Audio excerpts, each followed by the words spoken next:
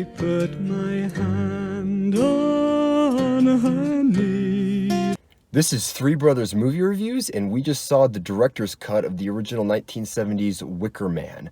The film tells the story of a police officer who is summoned to an island to investigate the disappearance of a young girl. And when he arrives there, he discovers that everyone on the island denies that the girl even exists. And he discovers things about the island, including their very strange religious behavior. So this is like, we knew the ending of this movie going in. This is like, it's one of those things where like, if you've kind of studied like the history of film, like there's like this...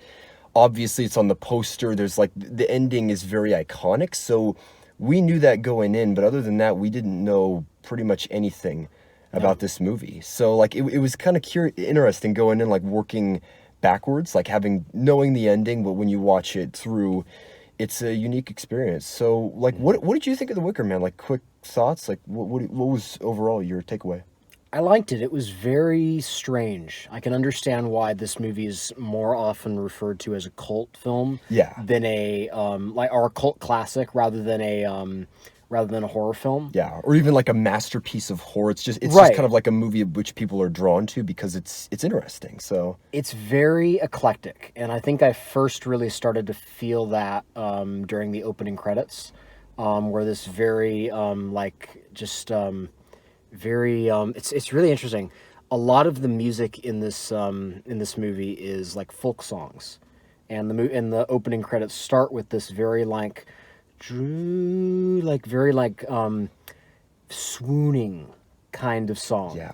It's not at all, it doesn't feel like, aggressive in any way. It's very comforting. It's like compared to the opening credits of Us. Yeah. Where this very great Michael Abels track plays that's like specifically meant to be creepy. Yeah, it's like like children like singing all happy, but it's like it doesn't feel comforting. It feels like kind of disturbing. It's like it's like creepy, but like none of the music in this movie feels creepy. It feels inviting, and it feels like something which people would sing. It's very nice music. Like for a movie that ultimately ends in a very horrific way, a lot of the aesthetics of the movie are very just pleasant. Yeah. Honestly, for me, I was mentioning this to you literally just there, that like kind of it doesn't feel like something which is like a masterpiece of like cinema. It's not like The Exorcist, where it's like this is a great film and a great horror movie. It feels unique, but not necessarily like amazing. But for me, what stood out more than the filmmaking was actually like how much it's influenced other films. Like obviously, we just saw Midsommar. By the way, if any of you are wondering, we've seen Midsommar. We didn't film a review. We couldn't even assemble our thoughts just then. Short answer: go see Midsommar. It's a great film. We'd like to see it again. We'll review it then. But that movie, there's a ton of influences that came from this. Like there's You were telling me that Ari Aster claims that that The Wicker Man had no influence on Midsommar. That's what I heard, that he said that it's not like it's not a direct influence, and I'm like, there's a lot. I call baloney. Like there was a scene where I saw one of the village girls in like this like white gown, and I'm like, that looks exactly like how a character is dressed in Midsommar. There's the dance with like the maple on the top. Yeah, that's clearly from Midsommar. It's like that's in there. Another thing, I don't know if this is a direct influence, but it was something that I've thought about. Shutter Island. Have you seen that? I've only seen part of it, but I agree with the idea. Like the An idea island, of someone missing. This like essentially a police officer coming to an island filled with people that he just is like, oh, you all are crazy. Yeah. They're like denying him reports. I'm like, I just realized it's even more direct, because it's literally a police officer coming to an island looking for a missing woman. Yes. And everyone is denying certain things, and he's looking for evidence by himself. Yeah. Right. Honestly, I watched that recently. It reminded me a lot of that. So I'm like, there's tons of movies like that. I'm like, this movie came out in the 70s. I'm like, I feel like even though this movie might not be like incredible and like how it's directed, how it's put together, I'm like, it's very interesting, and like I could see people being influenced by it, including people have. So that was what struck me about it. Like I'm like, that a movie like this could just be so iconic. So Yeah, and I think honestly, the way that I see it, the movie feels very experimental. yes, I'm not really familiar with the director's work, no, but this feels like a movie that they were just trying a bunch of different things. And some of the things landed really solidly. Like there's a moment towards the end of the movie, which is a scene that I knew about from the ending, but watching it in theaters, my jaw just dropped. Like I had a chill go through me. Like there's some moments that land really hard. There's stuff that's very eclectic and weird and also strangely funny because ultimately your lead character is like this extremely straight-laced, like almost like puritanical Christian police officer. yeah. And like there's a scene where he's like wandering about this town on the first night and there's like half a dozen couples just copulating in the woods. Yeah, just casually that he's walking through, Right. and I'm like, I also love the like kind of the ritualistic dance scene with the women. Yes. and there like that he drives by, and I was talking to you about this. This might be my favorite scene when he first meets with Christopher Lee, and they're talking about that, and like there's like kind of this clash between like his strict like religious beliefs. Like he says at one point in the film that like America is like Christian, like the country Britain. itself. Or Britain, yeah, oh, Right. yeah, of course. That like they're a Christian country, and like Right. basically like that they're heathens for like like separating out. But at the Right. same time, they're like this is like they say we don't say like die here. It's like Right. it's not something that we like believe in, and like it's interesting to like get like accustomed to their beliefs. That like I was mentioning this, like a lot of cult movies sometimes go overt. It doesn't feel welcoming, and I'm like I buy into what they believe in, like their idea of reincarnation rather than like rebirth. Right. And I was like, it's interesting to see, like you're like this is, I understand that like their religion. So I think that Christopher Lee really sells me on the central premise of the movie, which is there's this like heathen community living off the coast of like the mainland Great Britain. And I think that what was interesting is when he explains how these beliefs came together. And ultimately, it was sort of a practical decision. It was a way to sort of get buy-in from the community to do this new farming practice. And the farming practice worked. And ultimately, like as the generations moved on, those song and dance elements just kind of continued, and it became more genuinely believed.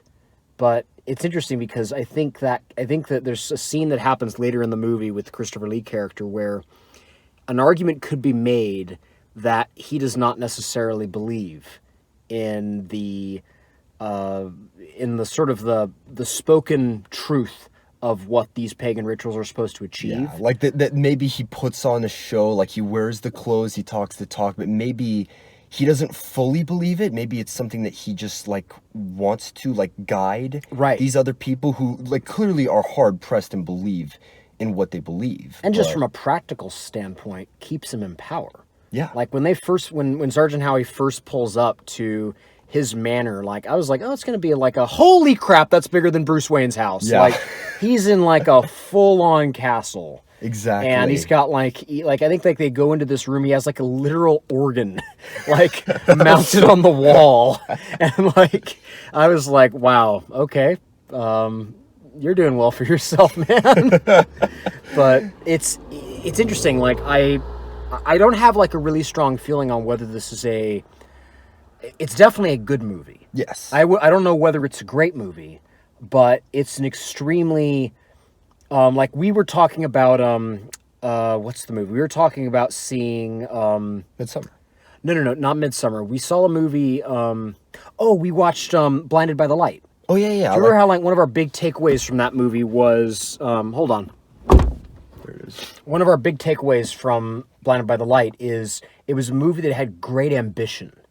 And despite, like, regardless of how we felt about it, we both really admired the movie for its ambition. Yes. I really admire this movie for its sense of almost a just let's try anything. I was about to say, like, just let's give this a try. Yeah. Like that's what the movie felt like. It didn't feel like it was locked down by like cliches or by even basic filmmaking practices. It just felt like they were doing what they wanted to do. And I was like, I admire that exactly, for like just the fact that it doesn't feel conventional like at all. It's just a movie, which is a movie. So And yet, what's really interesting is, despite that, it feels like there's a lot of craft and skill in putting the movie together. Like the production design and the costume design, like that was one of the best parts for me. Like how they made the island, like it felt like a town. Like especially like this inn that they have set up. Like there's this scene where like they're kind of dancing and singing before, and I'm like, I like how the island almost feels like a small town where like, you know, everyone kind of knows each other. I'm like, they do a good job like building this place. So yeah. And what's interesting is, like, in a traditional, like, I guess in like a traditional, it's weird to even classify this movie in a, okay, let's just go with traditional horror film. Yeah. Where you have a character that is surrounded by people who wish him harm. You would have a lot more, I think, overt portents of doom. I don't think this movie really has that, but if you look back on it, there are tons of warning signs. Yeah. Like, the most overt is when he tries to get into his airplane and leave. It's that classic horror movie cliche where like, you know, the car isn't starting, the spark plugs are gone. It's like, you can't leave anymore. Yeah. But I think what's interesting is that the character that we're following doesn't feel foolish. Like, it doesn't feel like you're just like, how can you not see you're gonna die at the end of this? Yeah. Like, he feels... Actually, here's the cool thing. I like the fact that this is a movie that ultimately, by its end, becomes a sort of conflict of biblical proportions in a very small setting, where essentially you have like this like very traditional like upper class, like probably like upper middle class, like British stiff upper lip guy versus these like freewheeling, like just like hippie flower children pagans. Yeah. And I like the fact that the movie makes both of those, I guess, communities seem fleshed out and fully rounded. Especially, I would say, with Lord Summerisle, played by Christopher Lee, and Detective Howie, played by Edward Woodward.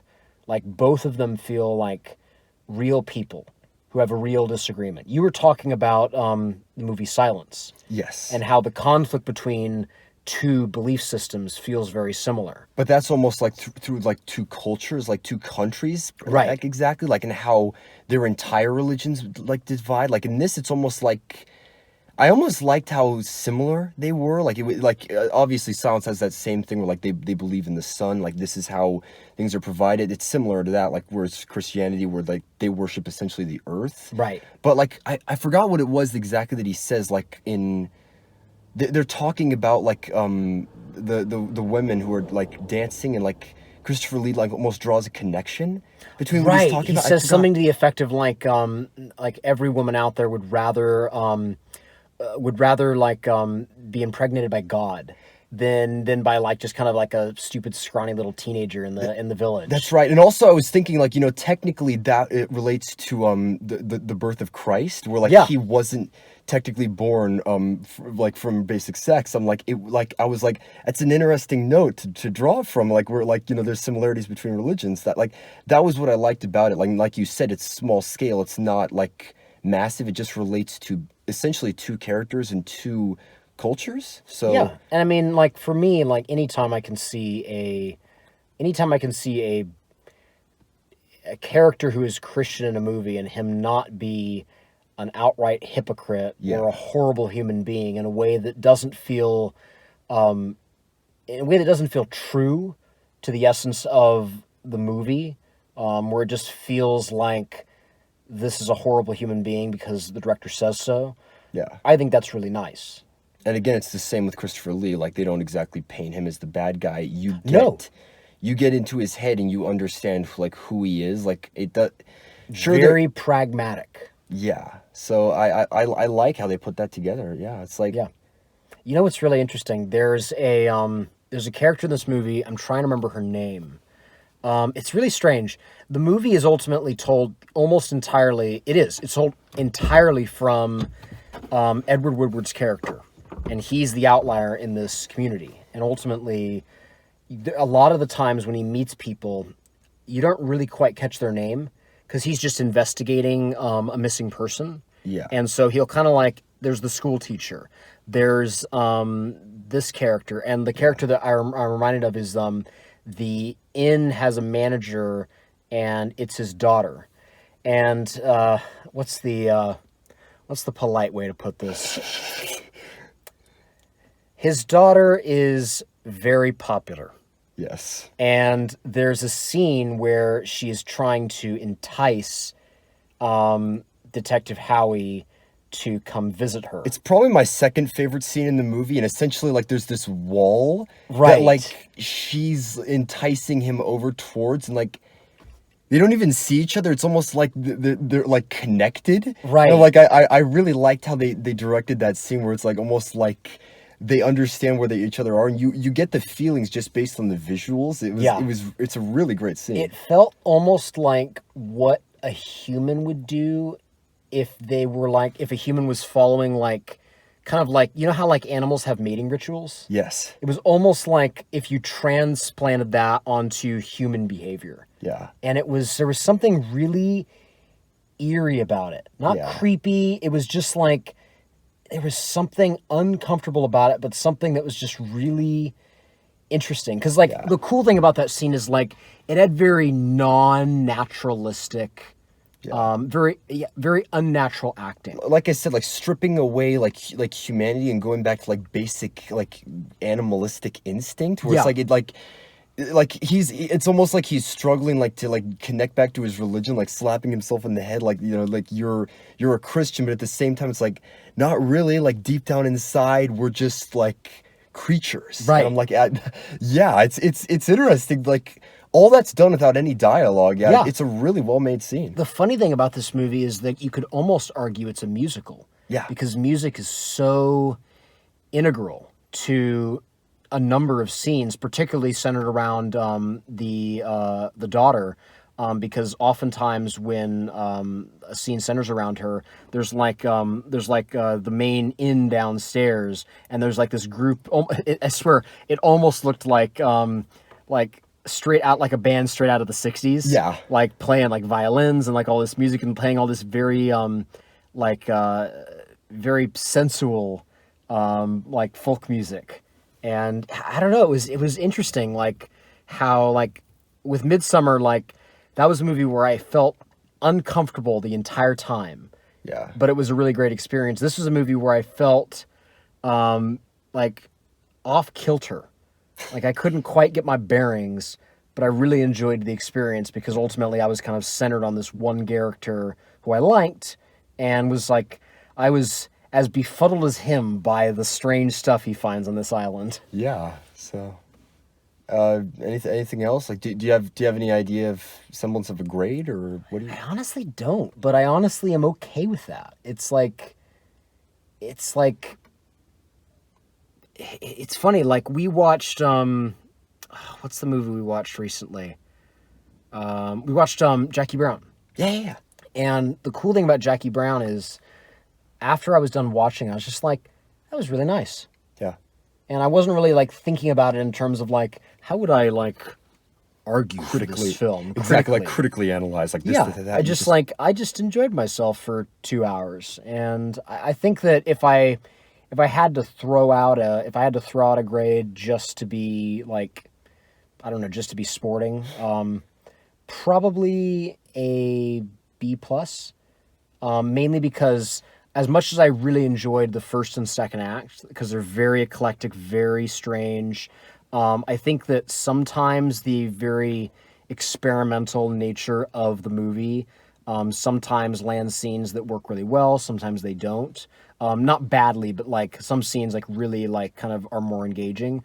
I would say the third act of this movie, which starts with this really crazy parade, everything from that point on is great. Yeah. Like especially the editing. Like there's a lot of great editing in the movie, like how they splice like almost like 6 different scenes together and from different perspectives. Yeah. Yeah. So I would say that B+, it's really not like the movie did this poorly. I think that just like once again, it's like I really admire this movie for its experimental nature, but the nature of experimenting that way is that sometimes you're going to be more consistent in some areas and less consistent in others. Yeah. Honestly, I'm in the same boat as you. Where kind of like I don't. It's hard to analyze it because of how off it is and how, like, you know, unconventional it is.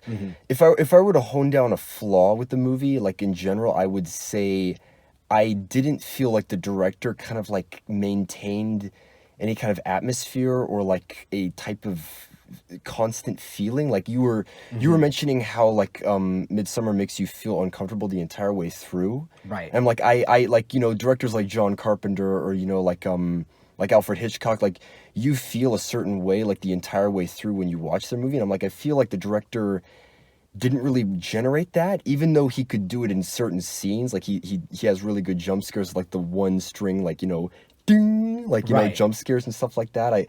I like what he did, but I don't think as a whole he like could make you feel creepy or this or that or that. Like it's not too consistent in regards to his direction, but I loved how experimental and different the movie felt, and I think it's gone on to influence a lot of people, and I really liked that. I'd give the movie a B, but again, that's not from like a this is poorly made or like of bad quality. It's just that it's unique, and that's not always to the film's benefit, but it like still with everything that's in there, it's a really well-made movie, and I can see like why it's gone on to inspire so many people. So yeah, it's definitely a movie I'm interested in revisiting. I especially want to watch because I bought Studio Canal released it in the UK on a 3-disc set, and you can watch the theatrical cut, the director's cut, and then what we watched tonight, which is the final cut. Yeah.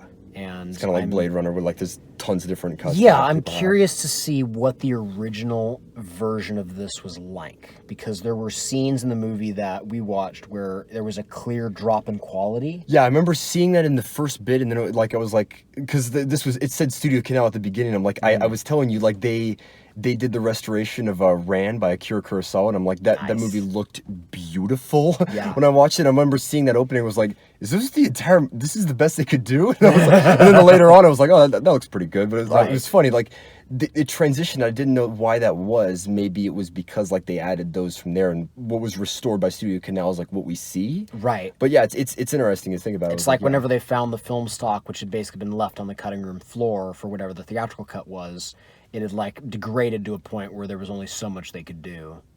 Possibly that, or they added. I don't know. Yeah, who knows? I have no idea, but yeah, it's curious to look into. So yeah, it's a good movie though. You should definitely check it out. It's very strange, very eclectic, but if you're just kind of if you're in the mood for some good performances, I'd say that it's worth it for Edward Woodward and Christopher Lee's performances alone. Yeah, and then other than that, it's just a very strange film that you can tell has influenced dozens of films for certain. Like seriously, like we were talking about, like one of those film school, like you read a book about it, and it talks about it and like this is how it influenced that. It's like, yeah, it's a significant film, even though it might not be amazing, but it's important still. It's kind of like when we watch The Room. Like yeah. you can read about it, you can watch clips from it, but until you sit your butt down and watch it, you can't really talk about it. Yeah. You got to be there. You got to like experience it. So yeah. Thank you so much for watching. This is Three Brothers Movie Reviews. We're gonna try to get out a couple more videos. We were thinking about seeing Crawl. Like apparently it's been getting better reviews. Yeah. We want to see Midsummer, and we will definitely review that if we rewatch it. And might even podcast that depending on how we feel. Yeah, and definitely Once Upon a Time in Hollywood once that comes out. Yeah. All right. Thank you so much for watching. This is Three Brothers Movie Reviews, and we will see you next time for more videos or podcasts. Thank you, guys. See you guys. See ya. That was good. Thank you. What is it? What's wrong, sister?